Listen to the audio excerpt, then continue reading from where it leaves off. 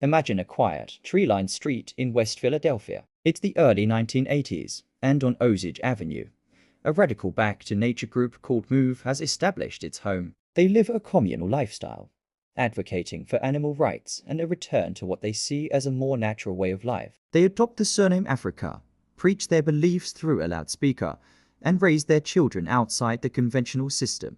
But this idyllic vision is far from the reality experienced by their neighbors. This is the story of how a neighborhood dispute spiraled into one of the most shocking and tragic events in modern American history, the 1985 Move bombing. To understand what happened on May 13, 1985, we have to go back a few years. Move wasn't just a quirky group of naturalists. They were confrontational and increasingly at odds with the world around them. Their compound on Osage Avenue was heavily fortified. Neighbors complained endlessly to the city about the constant loudspeaker broadcasts, the unsanitary conditions, and the aggressive behavior. Tensions had already boiled over once before. In 1978, a police raid on a different Move compound resulted in a chaotic shootout that left one police officer, James Ramp, dead. 9 Move members were convicted of his murder and sentenced to long prison terms, a verdict that Move and its supporters have always contested. This event only deepened the chasm of distrust between Move and the city of Philadelphia. The group saw themselves as revolutionaries persecuted by a corrupt system, while the city saw them as a public nuisance and a dangerous threat. By 1985, the situation on Osage Avenue had reached a breaking point.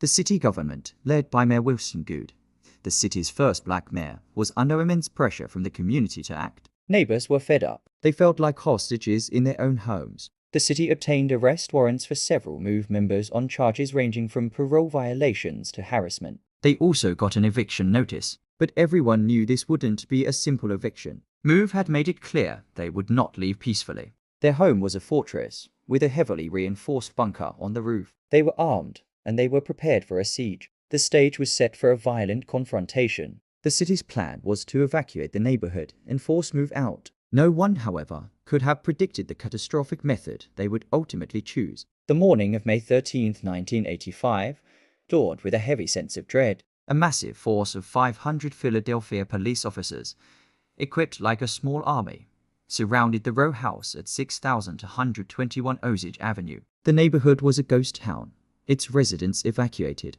The police operation began. They started with announcements, ordering the Move members to surrender. When that failed, they unleashed a barrage of tear gas, pumping thousands of canisters into the house. The goal was to flush them out without a direct assault.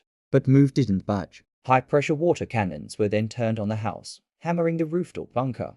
But the fortification held. The standoff dragged on for hours. Gunfire was exchanged between the police and the people inside the house. The scene was chaotic, a full-blown urban siege playing out on live television. As the day wore on, city officials grew more and more frustrated.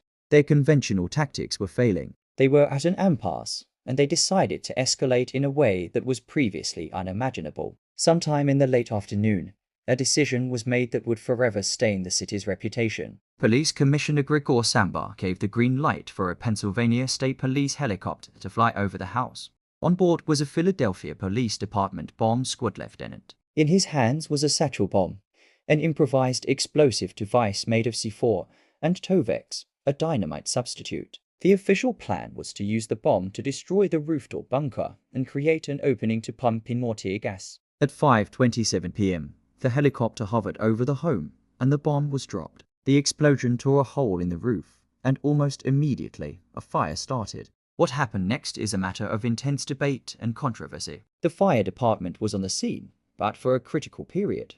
They were ordered to stand down. The official explanation was that they feared being shot at by Move members. So, they were told to let the bunker burn. But the fire didn't stop at the bunker. Fueled by the building materials and the gasoline that Move reportedly had stored inside, the flames quickly grew into an uncontrollable inferno.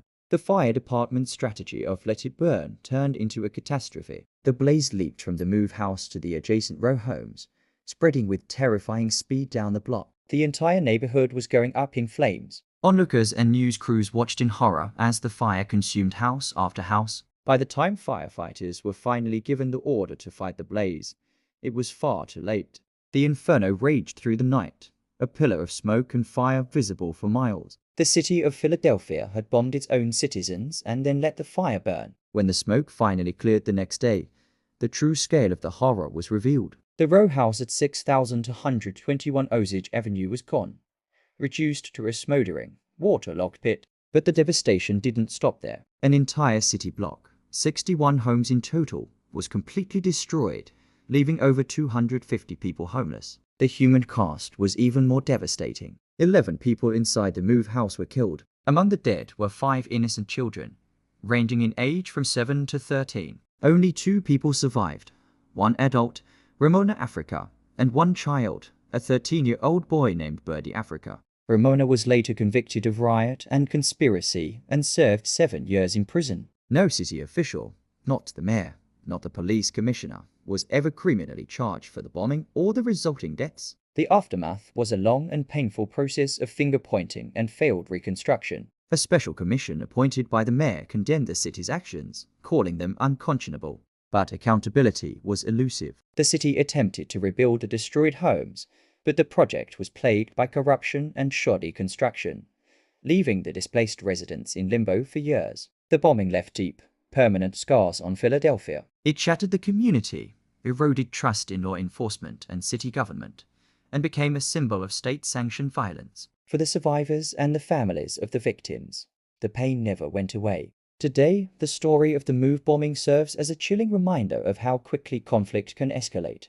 how authority can be abused, and how a city can turn against its own people, leaving a legacy of tragedy and unanswered questions that haunt it to this day. Thank you for watching. If you found this story important, please like this video and subscribe to the channel for more deep dives into historical events. See you next time.